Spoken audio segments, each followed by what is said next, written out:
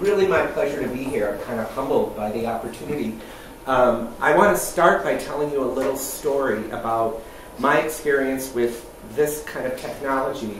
I started my career as a high school teacher in a very rural setting in Iowa.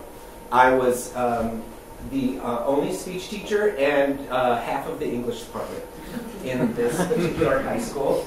And because I was the speech teacher, I found out on my first Friday of work that I would also be announcing the football games play-by-play. Because I was the speech teacher, apparently no one else could speak. So I said I'd never done that before. I've watched football. I do know about the yard lines and the goalposts. And I knew that they used an odd-shaped ball. But that was about as much as I knew about the sport. But my boss and principal said it would be very easy.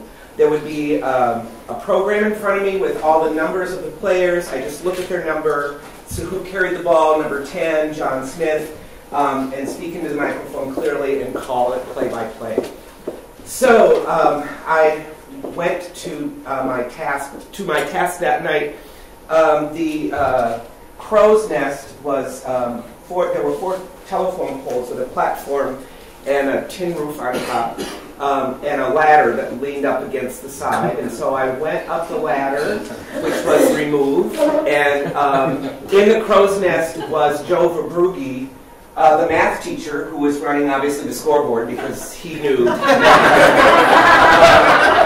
And so I told him of my anxiousness about doing this particular activity, and he said not to worry, that there was a list of the players, you look at their number, ball carried by, etc. The same explanation I got from my principal. What I didn't do, which I did this morning, was make sure I didn't check the microphone, right? And it said off. And so I assumed the microphone was off. And I was talking to Joe this way, because he was sitting there by the scoreboard, and we were talking, and out of the corner of my eye, as it got close to the beginning of the game, my students, or our team, was already on the field warming up. And the other team hadn't joined the field yet. They went on to be the state champions, by the way, in that particular year. And they were in the school building. It was just a little ways away. It was cornfield school building was the setup that we were in. And out of the corner of my eye, I saw them coming out of the building, and I turned like this. The microphone was here, and I said, "Oh my God, look how big they are!"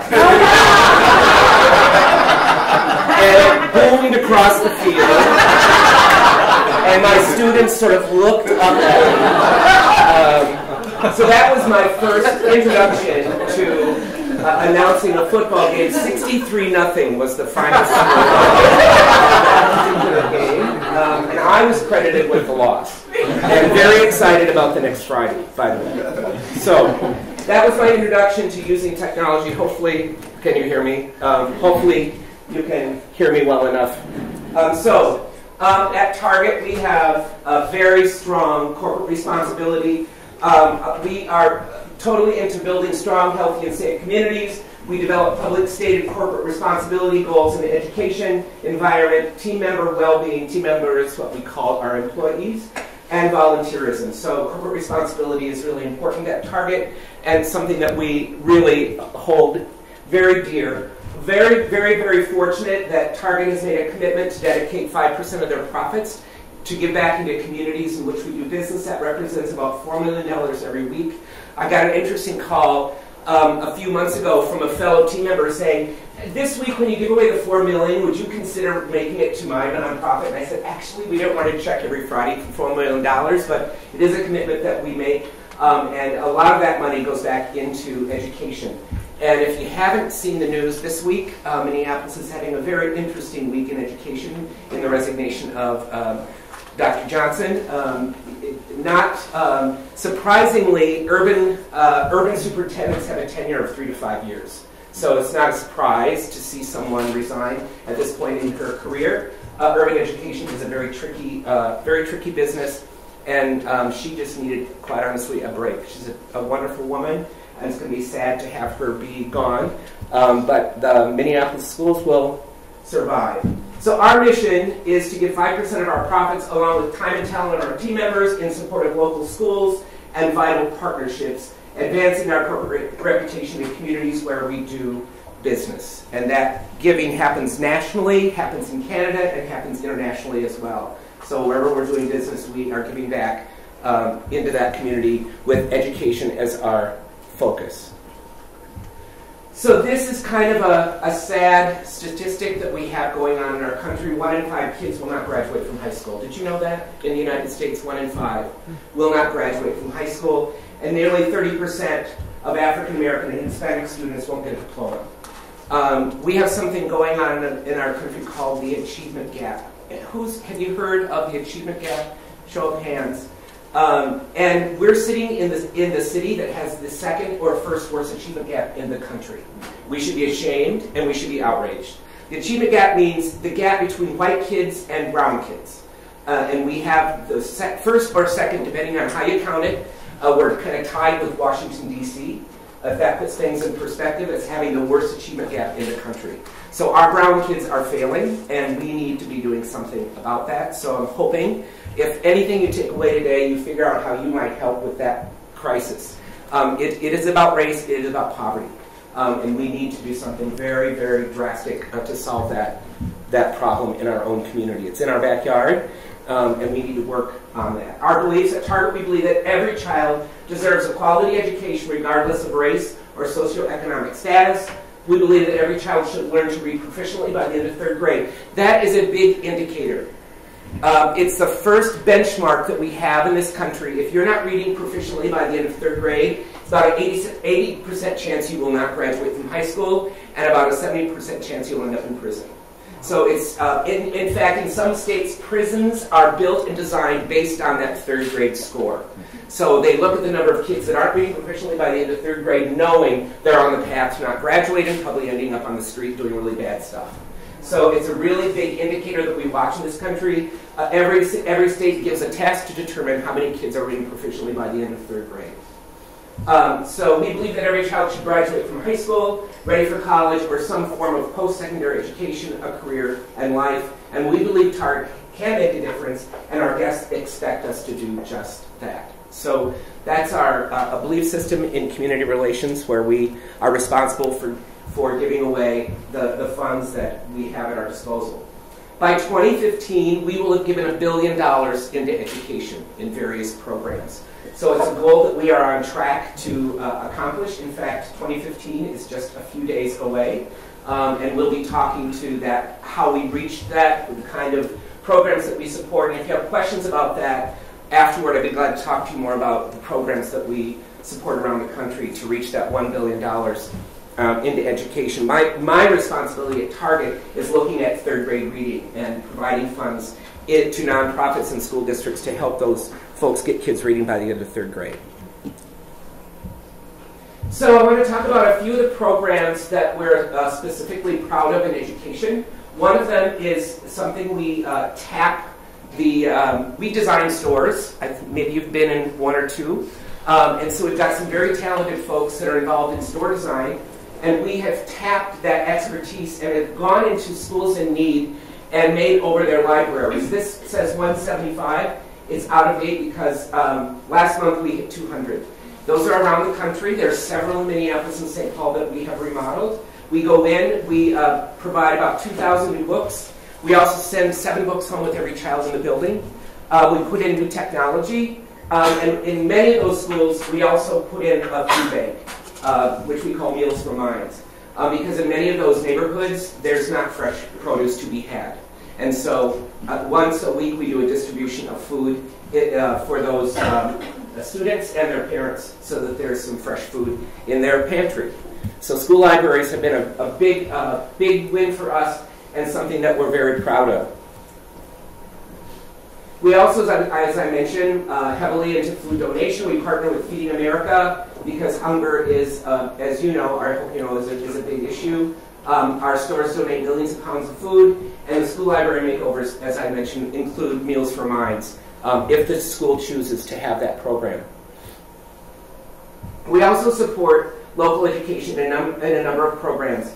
Take Charge of Education. If you happen to shop at Target, and if you want to have a charge card, you can become involved in Take Charge of Education, where 1% of everything you spend at Target goes to the school of your choice. Schools receive a check once a year, and since we started that program in 1997, we've donated almost $400 million to schools, and it's an undesignated fund. As I said, it comes in the form of a check once a year. And the school spends it how they feel they need to spend it. Typically, it's been gas money for buses, it's maybe a pizza party for students who are reaching their goals, just a number of ways that those dollars are spent by schools. We also do Target field trips. We asked teachers several years ago what they needed, and they said basically their field trip money was being cut. And field trips, I think some of my best memories of school were when we got to go on a field trip. They're very educational, getting kids out. A lot of the field trips are in conjunction with museums and art institutes, and so we fund those field trips every year. And so those come right from our store grants, and so across the country we send kids on field trips. And then we have store grants as well. Besides funding coming from corporate, every store has grants that go back out into the community to support education. The other thing I wanted to talk to you a little bit about that we do at Target is our use of design thinking. Jenny, who is here, leads our efforts in design thinking when we look at product design.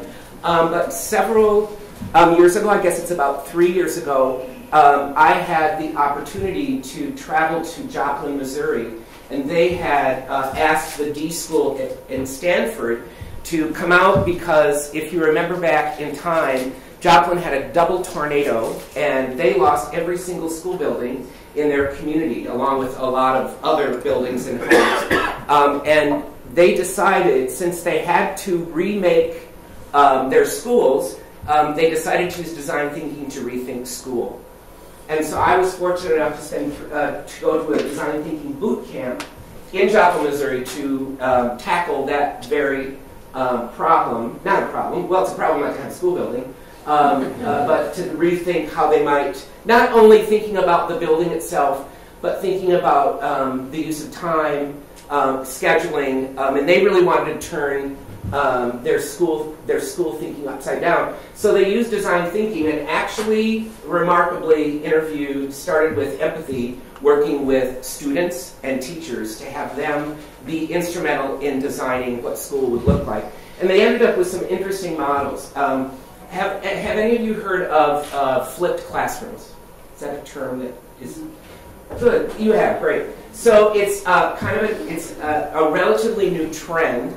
And as a teacher, I wish I could have had the opportunity to work in a flipped classroom environment. Because what it means is, if I were delivering, which my ninth grade students just love Romeo and Juliet, but if I were teaching Romeo and Juliet and wanted to set up Act 1, Scene 1, when I was teaching ninth graders, I taught that like 6 times a day, right? Because that's how many times I had to teach English 9. So instead of delivering that setup to Act 1, Scene 1, I would have taped it, and that would have been the homework. So the old phrase was, teachers are the sage on the stage, but we're moving to guide on the side. It's kind of the strategy behind flipped classrooms. So any lecture or any information that you would dispense, you would film, and that's the homework. And then the classroom activities are what the homework used to be, where kids are working through the problem. Because that's really when they need the teacher, right? They don't need the teacher for a lecture because they can watch that. And even parents then can enjoy the homework because they're hearing from the teacher and the information that the student is going to be responsible for learning. And then in the classroom, it's more of a work time. It's where we would typically do the homework in the classroom. So that's happening. I bring that up because Joplin moved to that model. They also moved to a paperless model. You won't find any books, any paper in Joplin High School at all. They are completely paperless. Every kid has a laptop or some sort of a device. I think it's a bring your own strategy, which is usually what schools are adopting these days. And so all textbooks are online and fed into the laptops. All assignments are sent in by hitting go. And so it's a paperless environment. And for the most part, not a lot of doors on classrooms. In fact, it looks kind of like this, where there's a lot of tables, a lot of chairs. Not to say that they don't go into classrooms with teachers, they do. But most of the time is dedicated to working in groups and solving problems. So I was fortunate enough to get to be a part of that strategy in Joplin, and brought that design thinking strategy into community relations, and I'll talk a little bit about that. But as far as creativity and innovation in community relations, we participated for years with the American Architectural Foundation and ran a contest called Great Schools by Design, where kids were designing schools. That's something that Target funded and got launched. Talk about our school library makeovers is a great way to use our creative team at Target. And then design thinking. We really now bring design thinking to our nonprofit partners as a way to give back, in a pro bono sort of way. I'm working on a number of projects right now with folks. The North Side Achievement Zone, if you haven't heard, they're on the North Side. And they're a promised neighborhood, federally funded. They provide a lot of services to the North Minneapolis schools, along with another organization that we fund called the Minnesota Reading Corps. The Minnesota Reading Corps goes into schools, uses AmeriCorps, I call them kids, to tutor students. So the reason I bring this up, one of the schools, Nellie Stone Johnson Elementary School, raised their hand saying, we've got all these services coming into our building for our kids. We don't know what's going on. Our teachers don't know what's going on. The principal said, I don't know what's going on, and I want to stop. So we heard that problem, and we then did a design thinking boot camp with the Northside Achievement Zone staff, the Minnesota Reading Corps, and the staff from Nellie Stone Johnson to try to solve that problem. So we locked ourselves up for 2 days in a room. We started by interviewing staff at the school as our empathy piece, and then we took that work and solved for the problem. And today, there's a real different environment at Nellie Stone based on that design thinking work.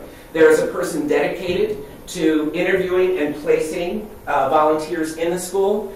There's lots of training about understanding the culture. Nellie Stone Johnson has 20% of their students are very transient, and the parents don't volunteer in a dress because they don't want to be found. And so understanding kids that are in that kind of a culture is what was happening prior was that a lot of good meeting folks wanted to come in to save these kids. And kids pick up on that kind of an attitude right away. They don't want to be saved. They'll be open to some help, but feeling sorry for them is not something those kids resonate with. And that was perpetuating the culture in the building, because we had all these people that wanted to come in and help, but didn't understand the situation the kids were in, or really have empathy for what was going on with a good large part of those kids. So through the design thinking and really listening to kids, listening to parents, listening to teachers, we really use design thinking to solve that problem in that building, and now things are going much smoother this year. So that's just one example of how we work with our nonprofits that we both fund and those we don't fund to help them with this work. I'm involved with the Foundation for Minneapolis Public Schools. A lot of Latino families don't understand school choice, and so they just send their kids to the neighborhood school, which may or may not be the best solution for their children. And so we're involved in a design thinking project right now with the foundation to go out and talk to those Latino and Somali parents so that we can help them understand why there is school choice and why that's important to their kids. So we're going to solve, we're going to solve that problem as well. Another example of that pro bono work. I want to play a short video. Design thinking is an approach that came out of the design world, and it's really about finding out what people need and giving it to them. So our design challenge was to reimagine Target's approach to improving elementary reading skills. It was actually new to take something that we were using for product design and use it on a social issue. Interviewing is so important on day one because it allows you to listen to one person. What else do you want to tell us about reading? It's fun. The idea in these boot camps was to solve a problem for one person. Day 2 is about creating great big ideas. It's about prototyping them and then testing them with real people. It's about learning more. So this is our build mobile to build readers by enabling failure. And in fact, it's not your prototype that you want to keep, it's the insights. On day 3, you're designing the implementation. Participants go to great lengths to kind of bring their prototypes to life. I think we need an employee who is, you're right, that person who is greeting whoever comes in the door. And we wrap it up with kind of a big show. Once you've kind of refined the idea, you synthesize that, we had team members select the top ideas. Design thinking takes that end user and places them right in the middle of the process. Our vision is that we will actually be producing outcomes in kids reading at grade level by the end of 3rd grade. I think it's Target's commitment to the guest that makes this unique and really differentiates the process. So this was a project that we launched 2 years ago, and we did 3 boot camps in 3 cities: Minneapolis, Washington, D.C., and L.A. We went to where the reading gap, the achievement gap that I talked about, is the most critically needing to be solved. And the assignment was to rethink the teaching of K-3 reading in schools. And so we did a boot camp, as I said, in Minneapolis, 1 in Washington, D.C., 1 in L.A. Each boot camp had about 30 to 40 folks working on that problem. We generated 6 ideas in each boot camp, so that was a total of 18.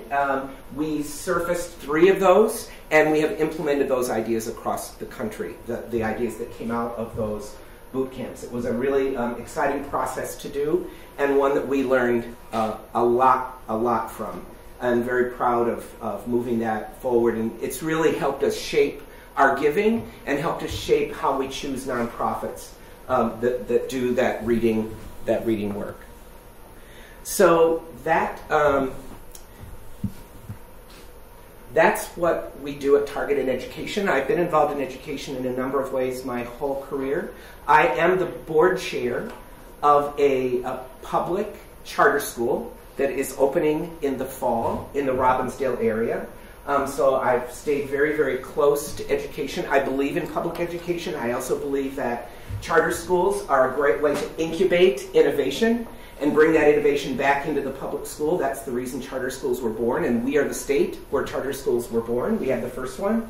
And we have a lot of charters out there. Some are good, some aren't, just like our public schools. But I do believe that charters give a way for folks to innovate and experiment and find something that works and then bring it back to the larger district for implementation. The charter school that I'm on the chair board for, we're replicating a model that's quite successful in Chicago. It heavily uses technology. It is a flipped classroom model. And it also is a school that bases the grouping of kids by data, not data coming from testing that you would recognize. It's observational testing where the teacher is observing student performance, putting that into a database system, and then regrouping kids based on need, not by grade. So you might see kindergarten kids with 2nd grade kids because they have the same need for one particular piece of instruction, and once they master that, they are grouped